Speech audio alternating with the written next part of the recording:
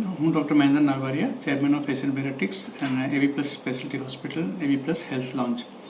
આજે આપણે વાત કરી છે આઈ એનાલિસિસની, જેમાં કે અમારે જે એઆઈ ટેકનોલોજી ઇન્કોર્પોરેટેડ મશીન જે આપણે એરપોર્ટ પર લગાવ્યું છે જેને આઈ એનાલિસિસ કહેવાય છે, જેમાં આપણે ફંડસનું એનાલિસિસ કરવામાં આવે. હવે કોઈ બી નોર્મલ માણસ રૂટીનલી કોઈ પોતાની આંખો ચેક કરવા જતું નથી, કોઈની પાસે ટાઈમ હોતો નથી.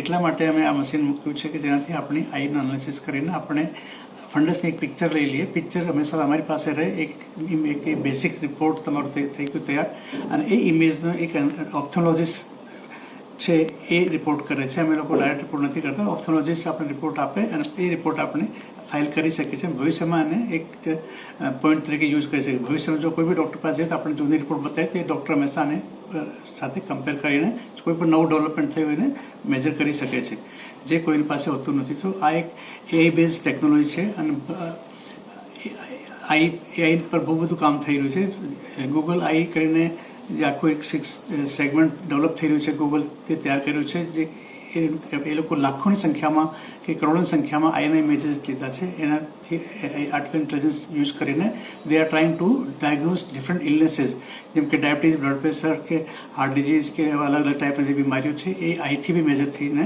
આપણે એનાલિસિસ કરીને રિપોર્ટ કરી શકીશું. તો આ એક ઇમેજ હશે આપણી પાસે, તો એનાથી આપણે ભવિષ્યમાં કોઈ પણ બીમારી આવવાની હશે તો આપણે પ્રિડિક્ટ કરી શકીએ કે હા હવે ડાયાબિટીઝ આવવાની તૈયારી છે, તો આપણે એના માટે પ્રિવેન્શન માટેના જે ઉપાયો છે ત્યારથી કરીએ તો આપણે ડાયાબિટીસથી બચી શકીએ છીએ કે બ્લડ પ્રેશરથી બચી શકીએ છીએ. આ જે ઓવી મશીન છે અમે નોર્વેથી ઇમ્પોર્ટ કર્યું છે. પહેલાના જમાનામાં હંમેશા ફંડસની પિક્ચર માટે ફંડોસ્કોપ કરીને એક મશીન, એક ઓપ્થોલોજીસ્ટ રાખતા હતા, એક નાની મશીન જેના અંદરથી ડાયરેક્ટ પોતે જોતા હતા ફંડસમાં. આ મશીન છે એ મશીન પર તમારી આપણી આંખોની પિક્ચર છે ડાયરેક્ટ મશીન લઈ લે છે અને અલગ અલગ ટાઈપના પિક્ચર્સ લેશે અને એઆઈ ટેકનોલોજીથી આપણે રિપોર્ટ કરવામાં આવે છે.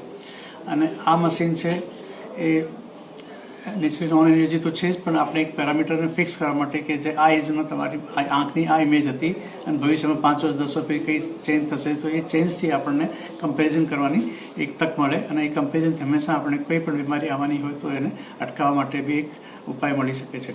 આ બધી મશીનો, આ બધા રિપોર્ટોનું અમે લોકો સેન્ટ્રલ એનાલિસિસ કરીએ છીએ અમારા ઓફિસથી, બેક ઓફિસમાં, કેમ કે બધી વસ્તુ એરપોર્ટ પર પોસિબલ નથી. તો અમારી ટીમ છે આ ડેટા પર કામ કરે અને પછી દરેક પેસેન્જરની રિપોર્ટની એનાલિસિસ કરીને અમે લોકો રિકમેન્ડેશન મોકલતા હોઈએ છીએ અને જરૂર પડતે લોકોને ઝૂમ કન્સલ્ટેશન કે અને બીજી જરૂર પડતી બીજા ટેસ્ટ બી એ લોકોના ઘરેથી અમે કલેક્ટ કરી શકતા હોઈએ છીએ.